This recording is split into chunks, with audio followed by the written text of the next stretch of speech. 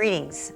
We're here today to talk about leadership, and we have Kelly Gagan, the Vice President of Institutional Advancement here at Nazareth College in Rochester, New York, is joining us for a conversation on leadership.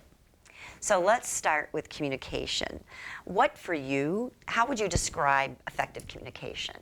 I think the most important part of leading an effective team is to make sure that people feel, your team members actually feel informed, and they have a mechanism to learn that information. So whether it is, as we do, setting up a monthly meeting with the president so that he can take us through his initiatives and talk through some different donor prospects, having that avenue for people is important, but also communication from myself. So meeting every other week with my team leaders so that their staffs also have as much information. I think the information is power way of leading is not helpful and actually alienates and excludes people. So the more people are informed and involved, the more important it is for them as they go out, particularly gift officers who are out in the community, they're talking to alums, they're talking to prospects and donors, and they know what's happening so that they can represent the institution in an effective way. What, in terms of team, when you think about your team, what are you looking for them to each possess?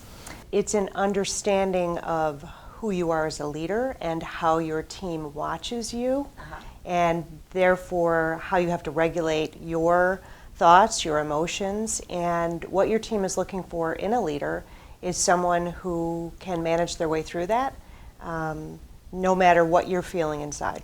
Leadership has really so much and everything to do with emotional intelligence, a term coined by Daniel Goleman. Let's talk a little bit about some of the terms that he uses. First one is self-awareness, recognizing your own emotion as it's happening, and then being able to regulate and manage it.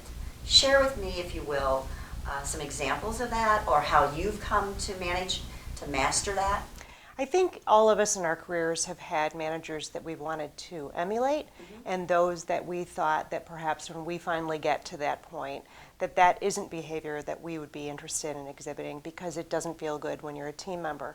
So for me, the best leaders are always those that listen carefully and ask a lot of questions and try and understand what is happening. Understanding that those leaders who are able to have that intelligence to understand that the staff is watching and that they really are looking for someone who is not exhibiting any emotions that are too strong, that they may shy away from.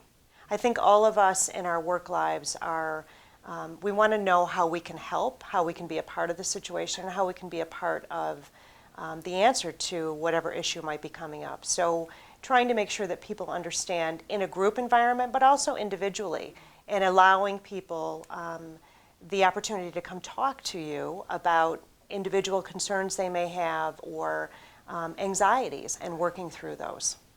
The last two characteristics of emotional intelligence, then, as you know, are empathy and social skills. Empathy in a leader, I think, is one of the most important traits that we have. It's trying to understand where a particular team member is coming from, or a colleague, or your boss. It's understanding their situation. What I tell, particularly newer managers, is that there are many reasons people come to work. Pay is 3 or 4 on the list. Number 1 on the list is being able to structure your work in a way that's meaningful to you and that you know that you're making a difference. So understanding that from an employee's perspective is really important.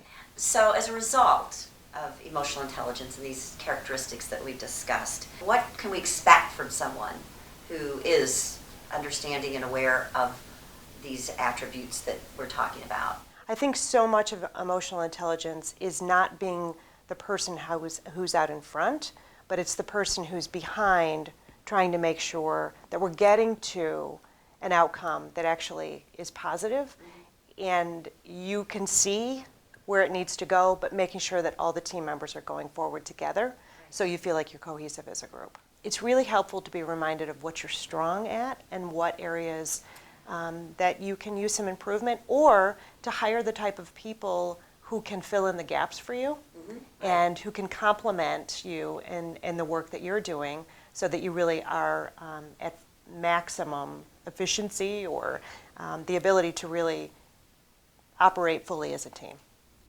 Let us conclude today on leadership, although we will be continuing this conversation with Kelly Gagan, the VP for Institutional Advancement here at Nazareth College, as we continue our discussion on leadership and its impact in our field.